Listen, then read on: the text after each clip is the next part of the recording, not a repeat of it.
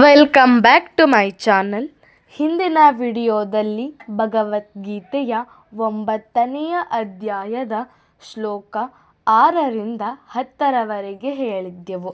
ಹಾಗೆ ಅನುವಾದನ ಹೇಳಿದ್ದೆವು. ಇವತ್ತಿನ ವಿಡಿಯೋದಲ್ಲಿ ಶ್ಲೋಕ 11ರಿಂದ ಶುರು ಮಾಡೋಣ, ಹಾಗೆ ಅನುವಾದನ ಹೇಳೋಣ. ಈಗ ಶ್ಲೋಕ 11. ಅವಜಾನಂತಿ ಮಾಂ ಮೂಢ ಮಾನುಷಿಂ ತನುಮಾಶ್ರಿತಂ ಪರಂ ಭವಾಮಜಾನಂತೋ ಮಮ ಭೂತಮಹೇಶ್ವರಂ. ಈಗ 11ನೆಯ ಶ್ಲೋಕದ ಅನುವಾದ.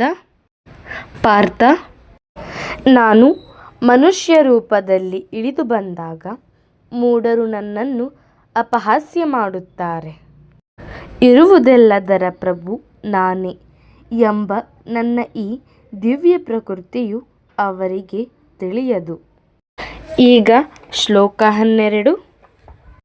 ಮೋಘಶಾಮೋಘ ಕರ್ಮಾಣೌ ಮೋಘ ಜ್ಞಾನ ವಿಚೇತಸಃ ರಾಕ್ಷಸಿ ಮಾಸುರಿಂ ಚೈವ ಪ್ರಕೃತಿಂ ಮೋಹಿನಿಂ ಶ್ರಿತಾಃ. ಈಗ 12ನೆಯ ಶ್ಲೋಕದ ಅನುವಾದ. ಅರ್ಜುನ, ಹೀಗೆ ದಿಗ್ಭ್ರಮೆಯಾದವರನ್ನು ರಾಕ್ಷಸಿ ಮತ್ತು ನಾಸ್ತಿಕ ಅಭಿಪ್ರಾಯಗಳು ಆಕರ್ಷಿಸುತ್ತವೆ. ಈ ಭ್ರಾಂತಿಯ ಸ್ಥಿತಿಯಲ್ಲಿ ಅವರ ಮುಕ್ತಿಯ ಆಶಯಗಳು, ಅವರ ಫಲಾಪೇಕ್ಷಿತ ಕರ್ಮಗಳು ಮತ್ತು ಅವರ ಜ್ಞಾನ ಸಂಸ್ಕಾರ ಎಲ್ಲ ಸೋತು ಹೋಗುತ್ತವೆ. ಈಗ ಶ್ಲೋಕ 13.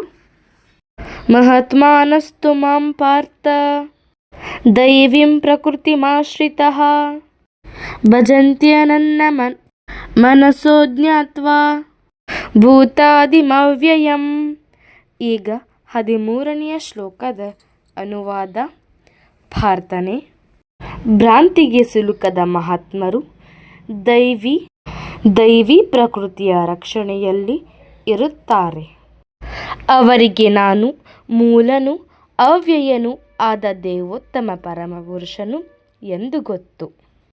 ಆದುದರಿಂದ ಅವರು ಭಕ್ತಿ ಸೇವೆಯಲ್ಲಿ ಸಂಪೂರ್ಣವಾಗಿ ನಿರತರಾಗಿರುತ್ತಾರೆ. ಈಗ ಶ್ಲೋಕ 14. ಸತತಂ ಕೀರ್ತಯಂತೋ ಮಾಂ ಯತಂತಶ್ಚ ದೃಢವ್ರತಾಃ ನಮಸ್ಯಂತಶ್ಚ ಮಾಂ ಭಕ್ತ್ಯಾ ನಿತ್ಯಯುಕ್ತ ಉಪಾಸತೆ. ಈಗ 14ನೆಯ ಶ್ಲೋಕದ ಅನುವಾದ. ಸದಾ ನನ್ನ ವೈಭವಗಳನ್ನು ಹಾಡುತ್ತಾ ದೃಢ ಸಂಕಲ್ಪದಿಂದ ಪ್ರಯತ್ನವನ್ನು ಮಾಡುತ್ತಾ ನನಗೆ ನಮಸ್ಕರಿಸುತ್ತಾ ಈ ಮಹಾತ್ಮರು ಶಾಶ್ವತವಾಗಿ ಭಕ್ತಿಯಿಂದ ನನ್ನನ್ನು ಪೂಜಿಸುತ್ತಾರೆ. ಈಗ ಶ್ಲೋಕ 15. ಜ್ಞಾನ ಯಜ್ಞೇನ ಚಾಪ್ಯನೆ ಯಜಂತೋ ಮಾಮುಪಾಸತೆ ಏಕತ್ವೇನ ಪೃಥಕ್ತ್ವೇನ ಬಹುಧಾ ವಿಶ್ವತೋಮುಖಂ. ಈಗ 5ನೇ ಶ್ಲೋಕದ ಅನುವಾದ. ಜ್ಞಾನದ ಬೆಳವಣಿಗೆಯಿಂದ ಯಜ್ಞದಲ್ಲಿ ನಿರತರಾದ ಇತರರು ಭಗವಂತನನ್ನು ಅದ್ವಿತೀಯನೆಂದು, ಹಲವು ರೂಪಗಳಲ್ಲಿ ಇರುವವನೆಂದು ಮತ್ತು ವಿಶ್ವರೂಪದಲ್ಲಿಯೂ ಪೂಜಿಸುತ್ತಾರೆ. ಮುಂದಿನ ಶ್ಲೋಕವನ್ನು ಮುಂದಿನ ವಿಡಿಯೋದಲ್ಲಿ ಹೇಳುತ್ತೇನೆ. ಈ ವಿಡಿಯೋ ನಿಮಗೆ ಇಷ್ಟ ಆದರೆ ಹರೇ ಕೃಷ್ಣ ಅಂತ ಕಮೆಂಟ್ ಮಾಡಿ, ಲೈಕ್ ಮಾಡಿ, ಶೇರ್ ಮಾಡಿ, ಸಬ್ಸ್ಕ್ರೈಬ್ ಆಗಿ. Bye bye. Thanks for watching.